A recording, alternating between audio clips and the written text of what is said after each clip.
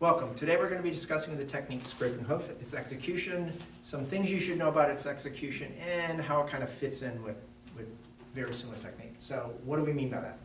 So if we look at repeated devastation, Scraping Hoof, they're basically the same technique. One is on the high end, one is on the low end. So what do I mean by that?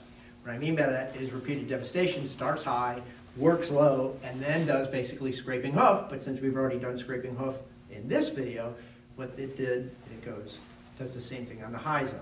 So Scraping Hoof leaves out the beginning, starts from low and just goes high and starts Scraping Hoof from that point. So the prefix that is repeated devastation is removed and we're just doing the middle part of it, low end. So that's one way to think about this. So you might be saying to yourself, how am I going to be able to start down here? Let's say you're tying your shoe and you're starting to get up and this person tries to take advantage of it and get you in a full Nelson.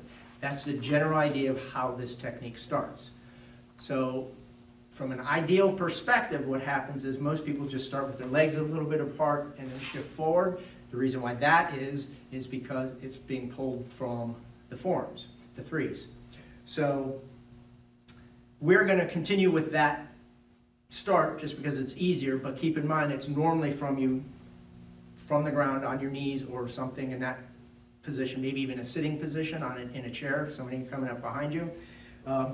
But it's normally from you low to high. We're just going to start it from here just to make it easier for us. So they begin to apply this full Nelson. We recognize the fact that they're starting to apply the full Nelson. They haven't fully applied the full Nelson yet, and what we're going to do is we're going to continue that upward momentum, shoot our back of our head, this part of our head right here, up under their chin, hopefully, or onto their nose, if we can't get that, into the philtrum or nose, if we're too tall for them. But that's the general idea, is we're shooting up and back at a 45. So if we turn sideways so that you can see it, I'm not trying to do this, where my head's going up, I'm doing this and shooting it up and back as my body comes up. Kind of like the last part of triggered salute. So as we're coming up either under the chin, philtrum, or nose.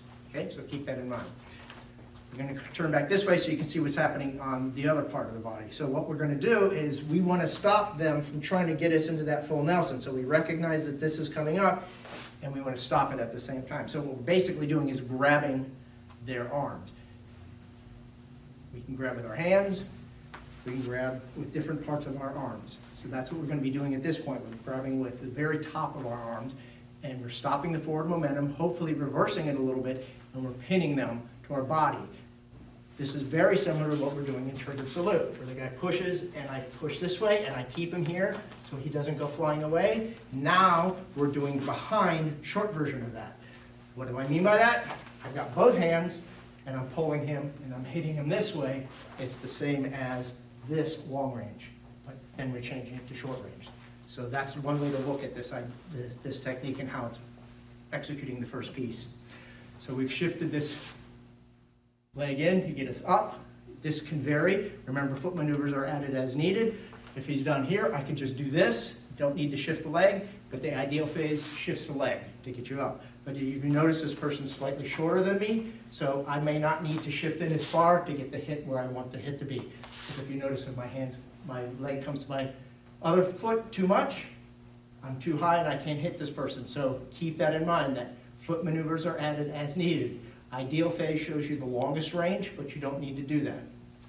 Okay, so now, get back to here for a second. We've pinned these hands, we've got them into the head, everything's ready to go. Now, what we're going to do is parting wings. Both repeated devastation and Scraping Hoof do parting wings. And you know, give me an askew look and go, what do you mean by parting wings? If we look at parting wings does this to the hands, right? What we're basically doing is coming up our center line and going out this way. We want to do the exact same thing, but now we want to do it with our feet. We can't do them together. We basically have to do them like this. Okay? So that's the way to think about the lower end of this.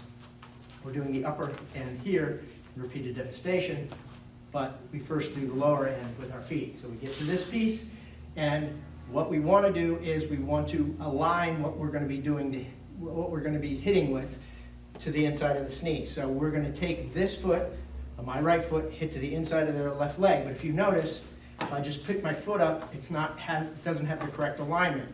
So what we want to do is we want to turn to get our line, and we want to hit. So this is what we call a back bow or a reverse bow.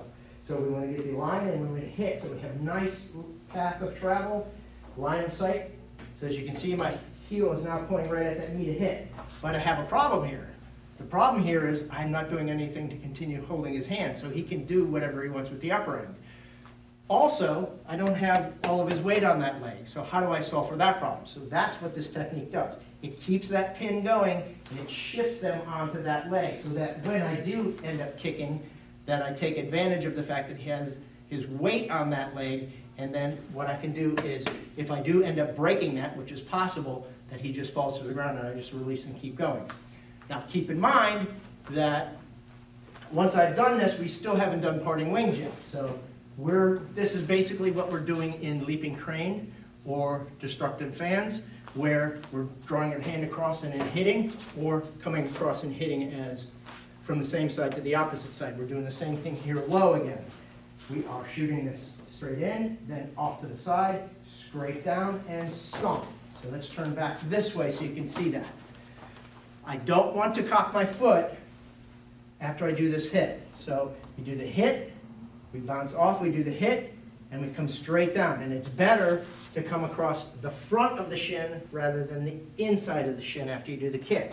So it's very similar to what we do in Five Swords, where we do this wrap around here.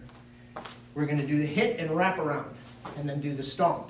The next problem that you're going to see that is very common is that we're doing a stomp, but we're not doing what we would consider a correct stomp. What do I mean by that? I have a lot of weight over on this left foot, and I'm trying to do a stomp.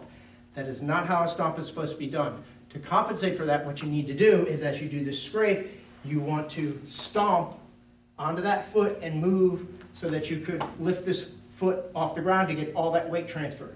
You'll notice that I'm hitting with the middle part of my foot.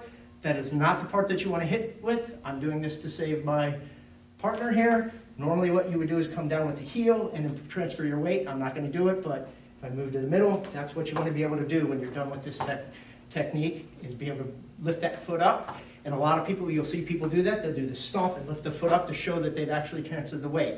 It's not necessary to do that, but that's a little mental check that you can put in your head to prove that you've got your weight transfer off onto that foot. Now, we do the second side in the ideal phase. That's to show the parting wings relationship, where you're doing one hand, then you're doing the other hand. In reality, you wouldn't do that. You would probably either leave or do something else, like the extension, blah, blah, blah. There's a lot of stuff that you can do, but keep that in mind. The ideal phase then does the second side just to pick up the parting wings relationship. But in reality, we're only going to do this one side. But just keep in mind, both sides are part of the ideal phase. We're going to chop off that second side. It is basically the same thing that we just did here, just onto the opposite side. So now, let's start at the beginning again, walk our way through all the different things that we need to keep in mind as we get going forward. So, we're coming from a low position up. We engage as we see fit as we shoot up and back at a 45 and pin and pull to make sure these hands don't slip out. We don't want to hit up, we can hit back at that 45. We're going to keep these hands pinned as we align the weight for our right foot by keeping this pin here. This one is not as important. We get line of sight for that heel. We hit, we come across the front, we scrape down, and we want to make sure we do weight transfer onto that stomp. And we want to scrape down the front of that shin, not the inside of that shin. If we wanted to do the second side, we do the second side. At this point, you can do a bunch of things. We then are going to leave, keep it simple for ourselves. Okay, one more time, we'll do it facing this way, just so that you can see it without any explanation.